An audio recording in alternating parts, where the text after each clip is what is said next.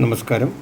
ഒരു ദുരന്ത വാർത്തയാണ് പ്രേക്ഷകരുമായി പങ്കുവയ്ക്കുന്നത്. പോരുവഴി പഞ്ചായത്ത് 8-ാം വാർഡിൽ കാട്ടുപന്നിയെ തുരത്താൻ സ്ഥാപിച്ച വൈദ്യുതിക്കെണിയിൽ നിന്നും ഷോക്കേറ്റ് ഗൃഹനാഥൻ മരിച്ചു.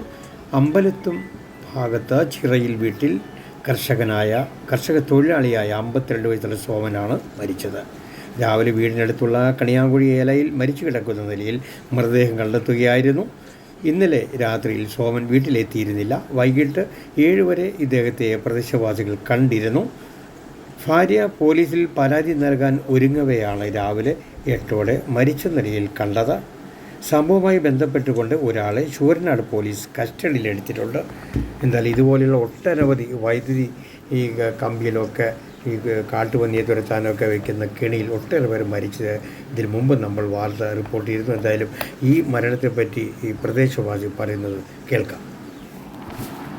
രാവിലെ 8 മണിയോടെയാണ് നമ്മുടെ ഈ മരണപ്പെട്ട വാർത്ത നമ്മൾ അറിയുന്നത്. ഇന്നലെ രാത്രിയിൽ വീട്ടിൽ നിന്ന് ഇറങ്ങിയതാണ്. ഇന്ന് രാവിലെ എത്തിയിട്ടില്ല എന്ന് വൈകിട്ട് വിളിച്ച് പറഞ്ഞപ്പോഴാണ്. അപ്പോൾ നമ്മൾ അതുമായി ബന്ധപ്പെട്ട പ്രാഥമിക അന്വേഷണമൊക്കെ നടത്തി പോലീസിൽ കേസ് രജിസ്റ്റർ ചെയ്യാൻ വേണ്ടി ഇരിക്കുന്ന സമയത്താണ് ഇവിടെ വയലിലേക്ക് എത്തിയ കർഷകനാണ് ഈ മരിച്ചു കിടക്കുന്നതായിട്ട് കണ്ടത്. 52 വയസ്സുള്ള ഒരാളാണ്.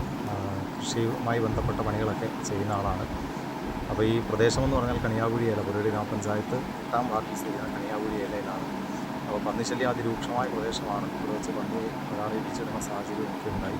അപ്പോൾ അതുകൊണ്ട് ഇട്ടിട്ട് പന്നിശല്യത്തിൻ്റെ രക്ഷണമാകാൻ വേണ്ടിയിട്ട് സൈഡിൽ ഇത്തരത്തിലുള്ള വേലികളൊക്കെ കെട്ടി ചില ഭാഗത്തൊക്കെ ഇലക്ട്രിക് ലൈനുകളൊക്കെ വലിച്ചിട്ടുണ്ടായിരുന്നു.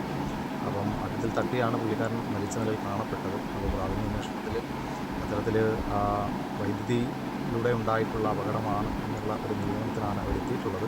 അപ്പോൾ അതുമായി ബന്ധപ്പെട്ട് പോസ്റ്റ്മോർട്ടം നടത്തിയതിന് ശേഷം അതിൻ്റെ കൃത്യമായിട്ടുള്ള കാര്യങ്ങൾ എന്താണ് മരണകാരണം നമുക്ക് അറിയാൻ സാധിക്കുകയുള്ളൂ.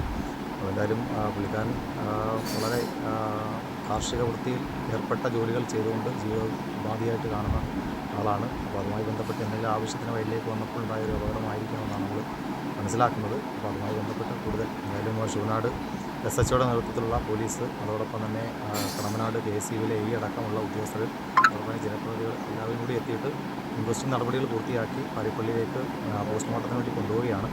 അപ്പോൾ അതിനുശേഷമാണ് ബാക്കി കാര്യങ്ങളൊക്കെ എന്താണ് എന്നുള്ളത് നമുക്ക് കൃത്യമായിട്ട് പറയാൻ സാധിക്കും.